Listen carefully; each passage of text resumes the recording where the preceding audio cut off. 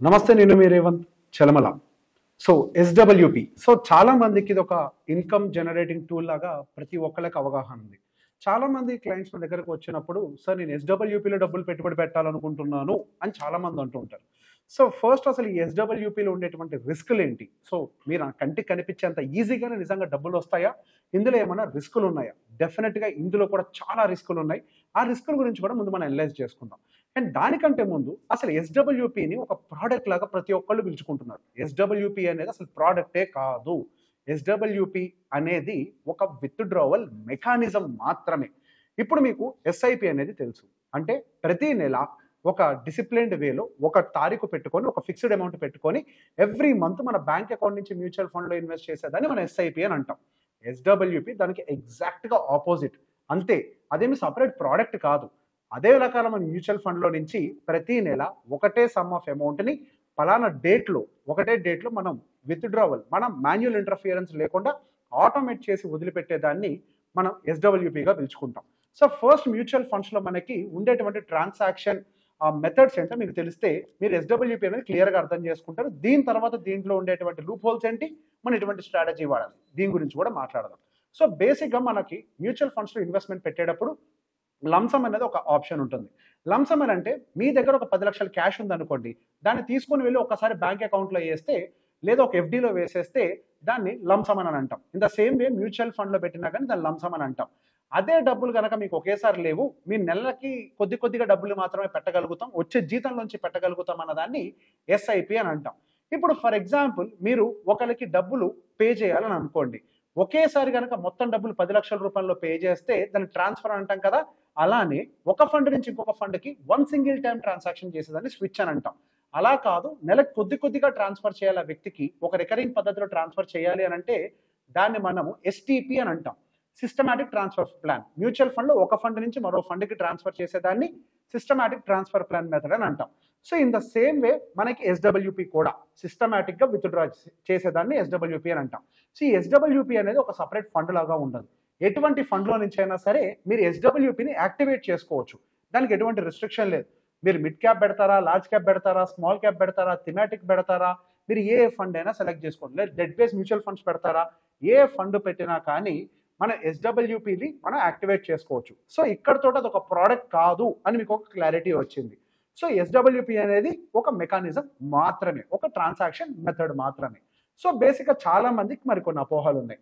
ఏముంది, ఇప్పుడు నాకు ఒక ₹1,00,00,000 నేను మ్యూచువల్ ఫండ్స్లో పెట్టుబడి పెట్టినట్లయితే ఎటు తిరిగినా కానీ 12% గ్యారంటీగా రిటర్న్ వస్తుంది. సో నాకు యావరేజ్గా సంవత్సరానికి ₹12,00,000 ప్రాఫిట్ వస్తుంది. సో నేను యావరేజ్గా నెలకి ₹1,00,000 చొప్పున రిడీమ్షన్ చేయొచ్చు అని చెప్పేసి చాలా మంది అనుకుంటారు. ఇట్లా గనక మీరు చేసినట్లయితే కన్సిడర్ చేయండి, మీ డబ్బులు within no time wipe out అయిపోతాయి. మీ డబ్బులు ఎప్పటికీ సర్వైవ్ కావు. సో దానికి కావాల్సిన మెకానిజం ఏంటి అని అంటే, అగైన్ మనం ఎప్పుడైనా సంపాదించేదానికంటే తక్కువ రిడీమ్ చేయాలి. ఎంత అనంటే మాక్సిమం 6%. అంతకు మించిన రిడీమ్షన్ మనం పెట్టుకుంటే మనం ఇబ్బందులో ఇరుక్కుంటున్నట్టే. సో బేసిక్గా ఎప్పుడైనా సరే మనం వచ్చిన దానికంటే తక్కువే రిడీమ్ చేయాలి. ఎందుకు తక్కువ రిడీమ్ చేయాలి? వచ్చినంత రిడీమ్ చేయొచ్చు కదా అని అంటే, ఇప్పుడు మీరు ఫైనాన్షియల్ ఫ్రీడమ్ పేరుతోటి దీని మీద బతకాలి అని నిర్ణయించుకున్నారు. మరి నిర్ణయించుకున్నప్పుడు ఈ సంవత్సరం ఈ నెల మీకు ₹1,00,000 ఖర్చు ఉంది అని అంటే, ప్రతి సంవత్సరం మళ్ళీ ప్రతి నెల మీకు అదే ₹1,00,000 ఖర్చు ఉంటుందా? ఇన్ఫ్లేషన్ భాగం ఉంటుంది. ఇన్ఫ్లేషన్ కనీసం 6% మందం పెరిగినా కానీ ఈ సంవత్సరం 1,00,000 విత్డ్రా చేస్తే వచ్చే సంవత్సరం 1,06,000 కదా మీరు రిడీమ్ చేయాల్సింది. సో ఈ రిస్క్ ఇట్లా మీరు పెంచుకుంటూ రిడీమ్ చేయాలి అని అంటే మీ క్యాపిటల్ కూడా అప్రిషియేట్ అవ్వాలి. క్యాపిటల్ అప్రిషియేట్ అయితేనే మీరు కూడా పెంచుకుంటూ రిడీమ్ చేయగలుగుతారు. సో దాన్ని మనం మిటిగేట్ చేయడం కోసం అని చెప్పేసి మనము ఎగ్జాక్ట్ అమౌంట్ వచ్చింది వచ్చినట్టుగా కాకుండా మనము తక్కువ అమౌంట్ రిడీమ్ చేయడానికి ట్రై చేస్తాం. ఫర్ ఎగ్జాంపుల్ మన ఖర్చు వచ్చేసరికి నెలకి ₹1,00,000 ఉందనుకోండి. సో బేసిక్ ఇక్కడ మనం ఏం చేస్తాం, ₹1,00,00,000 ఇన్వెస్ట్ చేసేస్తాము, ఎవ్రీ ఇయర్ మళ్ళీ 6% అప్రిషియేషన్ పెడతాము అని చెప్పేసి ప్లాన్ చేసుకుంటాం. సో ఇక్కడ ఏమవుతుంది, మనకి ₹1,00,000 ఇన్వెస్ట్మెంట్ తోటి ఎటువంటి కేస్ సినారియోలో అయినా సరే మీరు ఈ మార్కెట్లో సర్వైవ్ అవ్వటం అనేది ఆల్మోస్ట్ ఇంపాసిబుల్. మీకు కనీసం 30 సంవత్సరాల కన్నా డబ్బుల్ని ప్లాన్ చేసుకోవాలి. ఇప్పుడు బేస్ కేస్ సినారియోలో మార్కెట్ నెగిటివ్ రిటర్న్స్ తోటి స్టార్ట్ అయింది. ఫస్ట్ ఇయర్ నెగిటివ్గా స్టార్ట్ అయిన తర్వాత కొద్దిగా పాజిటివ్ వచ్చింది, మళ్ళీ నెగిటివ్ వచ్చింది, మళ్ళీ పాజిటివ్ వచ్చింది. ఇటువంటి సినారియో కనుక మీరు చూసినట్లయితే మీకు ఆల్మోస్ట్ 7 ఇయర్స్లో మీ డబ్బులు మొత్తం అయిపోతాయి. 7 ఇయర్స్ తర్వాత మీ దగ్గర బతకడానికి డబ్బులు ఉండవు. పాజిటివ్ సీక్వెన్స్ ఉంది. ఫస్ట్ బాగా వచ్చింది, తర్వాత తగ్గింది, బాగా వచ్చింది అంటే అనుకున్నట్టుగా బెటర్ రిటర్న్స్ వస్తున్నాయని అనుకోండి. బెటర్ రిటర్న్స్ వస్తున్న కేసులో 20 సంవత్సరాల్లో మీకు డబ్బులు అయిపోతాయి. ఒకవేళ స్టడీ ఇన్కమ్ ఖచ్చితంగా 12% ఫిక్స్డ్గా వస్తుంది అనుకోండి, 11 సంవత్సరాల్లో డబ్బులు అయిపోతాయి. సో ఎటు చూసినా మీరు 30 సంవత్సరాల పాటు కూడా మీరు ఇక్కడ సర్వైవ్ అవ్వడానికి మీకు ప్రాబబిలిటీ కనిపించట్లేదు. అందుకే 6% బేస్ కేస్ సినారియోని పెట్టుకోవాలని చెప్పేది. మీరు ₹1,00,000 రిడీమ్ చేయాలి అని అంటే పర్ మంత్ ₹2,00,00,000 మీరు ఇన్వెస్ట్ చేస్తే అప్పుడు 6% యాన్యువల్గా ఇన్ఫ్లేషన్కి అనుకూలంగా ఇంక్రీజ్ చేస్తూ మనం గనక క్యాలిక్యులేషన్ మొదలు పెడితే ఇక్కడ మీకు మంచి రిజల్ట్స్ కనపడతాయి. సో బేసిక్ ఇక్కడ నేను ఇంకొక మాట కూడా చెప్తూ ఉంటాను. ఇక్కడ మనకు స్ట్రాటజీ కావాలి అనేది. ఫర్ ఎగ్జాంపుల్ మార్కెట్లో కనుక నెగిటివ్ సీక్వెన్స్ ఉందనుకోండి, మీ డబ్బులు 13 ఇయర్స్లో వైపౌట్ అయిపోతాయి. అదేంటి మార్కెట్లో నెగిటివ్ సీక్వెన్స్ ఎందుకు ఉంటుంది? మార్కెట్లో రిటర్న్స్ వస్తాయి కదా అని అంటే ఫస్ట్ దీన్ని ఎక్స్ప్లెయిన్ చేస్తాను, క్లియర్గా చూడండి. సో మార్కెట్ చరిత్రలో మార్కెట్ నెగిటివ్ సీక్వెన్స్ కొన్ని సంవత్సరాల పాటు ఉన్నట్టుగా మనకి ఇక్కడ హిస్టారికల్గా కనపడుతోంది. డిసెంబర్ 2007లో మనకి మార్కెట్లో నెగిటివ్ సీక్వెన్స్ స్టార్ట్ అయింది. అక్కడ పీక్ నుంచి మార్కెట్ దాదాపుగా 63% కరెక్ట్ అయింది.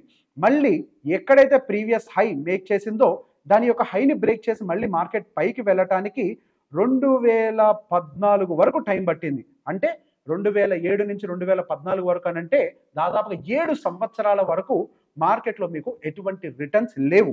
మధ్యలో పైకి వెళ్ళింది, మళ్ళీ కిందకు వచ్చింది, పైకి వెళ్ళింది, కిందకు వచ్చింది.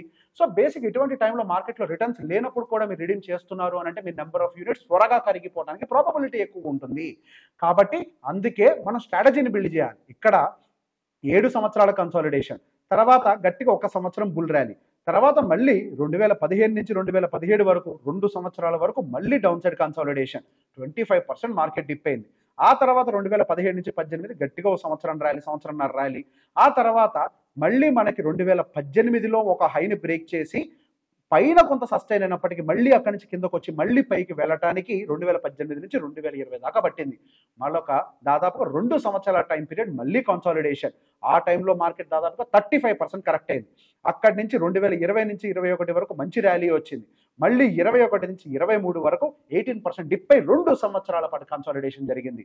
అండ్ ఇప్పుడు రీసెంట్ టైం ఫ్రేమ్లో కూడా 18% కరెక్ట్ అయి దాదాపుగా 1 ఇయర్ పైన మళ్ళీ కన్సాలిడేషన్లో మార్కెట్ ఉంది. సో ఈ చరిత్ర ప్రకారం మీరు చూస్తే మార్కెట్లో వచ్చేటువంటి ఒక బుల్ ర్యాలీ కంటే కన్సాలిడేషన్ ఫేస్ చాలా ఎక్కువగా ఉంటుంది. మన ఎస్డబ్ల్యూపీ క్యాలిక్యులేటర్లు వాడి చేసేటప్పుడు సహజంగా బుల్ కేస్ సినారియోని మాత్రమే ఎస్టిమేట్ చేసి 12% స్టడీగా రిటర్న్ వస్తుంది అనే విధంగా మన క్యాలిక్యులేటర్లు చూపిస్తూ ఉంటాయి. కానీ రియాలిటీలో మార్కెట్లో మనకి అప్స్ అండ్ డౌన్స్ అని బాగా వస్తాయి. సో ఈ అప్స్ అండ్ డౌన్స్తో మనం కనుక ఎస్డబ్ల్యూపీని యాక్టివేట్ చేస్తే గట్టిగా 13 సంవత్సరాలు లేదా ఇంకా బెనిఫిట్ సినారియో వేసిన 13 సంవత్సరాల్లో మీ డబ్బులు వైపౌట్ అయిపోతాయి.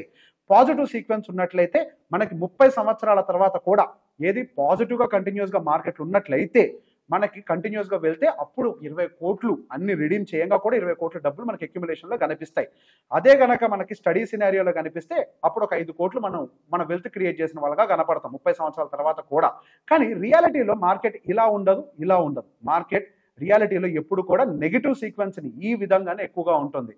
ఈ చార్ట్స్ హిస్టరీ మనకి అదే ప్రూవ్ చేసింది. సో దీన్ని మనం ఓవర్కమ్ చేయడానికి మార్కెట్లో మనము ఎస్డబ్ల్యూపీని మోస్ట్ డిఫికల్ట్ మెకానిజంగా పిలుచుకుంటాం. సో నా పాయింట్ ఆఫ్ వ్యూలో ఎస్ఐపి, లంసమ్ ఇవన్నీ ప్లాన్ చేయడం కంటే కూడా ఎస్డబ్ల్యూపీని ప్లాన్ చేయడం చాలా కష్టం.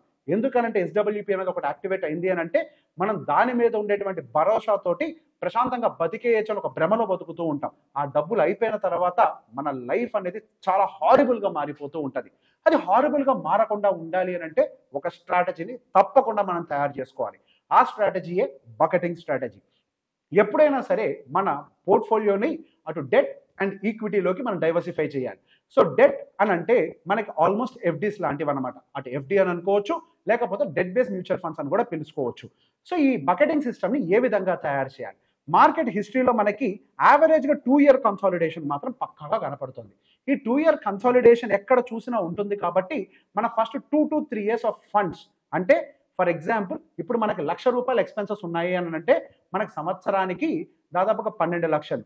తర్వాత అట్లా 3 సంవత్సరాలకి విత్ ఇన్ఫ్లేషన్ క్యాలిక్యులేట్ చేసుకుంటే అప్రాక్సిమేట్గా ఒక 40 అప్రాక్సిమేట్గా మనకి 12 అప్రాక్సిమేట్గా మనకి 36 lakhs వరకు కూడా అప్రాక్సిమేట్గా 36 to 40 lakhs వరకు కూడా డెట్ బేస్ మ్యూచువల్ ఫండ్స్లోకి పార్క్ చేయాల్సి ఉంటుంది. సో బేసిక్గా డెట్ బేస్ మ్యూచువల్ ఫండ్స్లో అంటే మనం పెట్టేటువంటి ₹1,00,00,000 అసలు ₹2 కోట్ల 20% ఆఫ్ ద ఫండ్స్ మనము డెట్లోనే పార్క్ చేయాలి.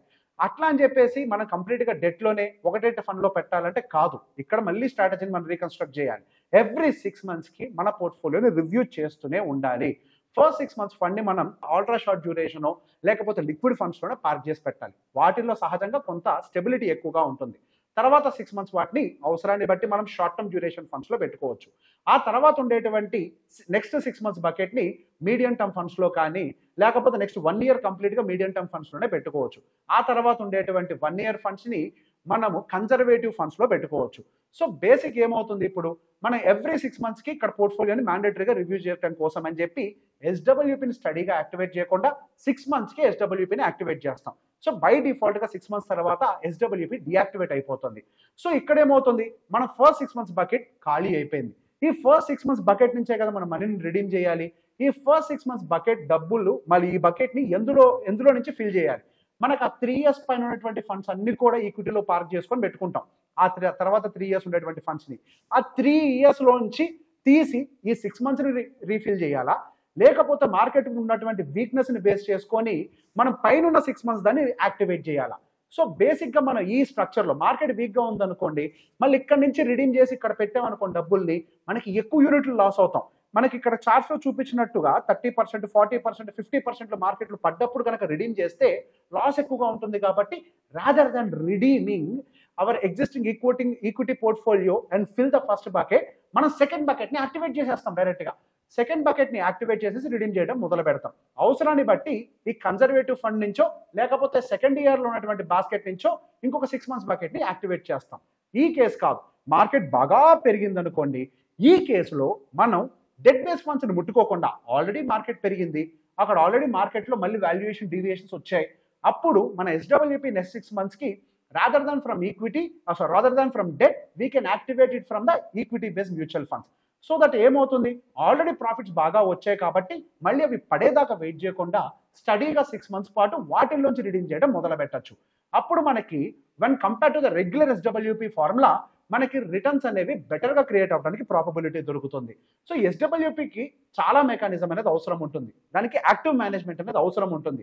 కళ్ళు మూసుకొని కళ్ళు మూసుకొని చేస్తానంటే మాత్రం మనకి ఎస్డబ్ల్యూపీలో ఇందాక నేను చూపించినటువంటి చార్ట్స్ లెక్కల ప్రకారం దెబ్బ ఎక్కువగా తగలడానికి అవకాశం ఉంటుంది. ఎస్డబ్ల్యూపీ పెట్టాము అంటే మనం దాని మీద డిపెండ్ అవుతున్నాం. మనం దాని మీద డిపెండ్ అయినప్పుడు దానికి మన ఫోకస్ అనేది చాలా అవసరం. ఎస్డబ్ల్యూపీని ప్లాన్ చేసుకునేటప్పుడు మీకు ప్రాపర్గా స్ట్రాటజీ అర్థమైనట్లయితే సొంతగా చేసుకోండి, లేకపోతే అట్లీస్ట్ మీకు నమ్మకం ఉన్నటువంటి ఒక ఫైనాన్షియల్ అడ్వైజర్ దగ్గరికి వెళ్ళి ఒక స్ట్రాటజీ కన్స్ట్రక్ట్ చేయించుకొని వాళ్ళ చేత మానిటర్ అయినా చేయించుకోండి. ఈ వీడియో కనుక మీకు నచ్చినట్లయితే అందరికీ షేర్ చేయండి. Thank you very much.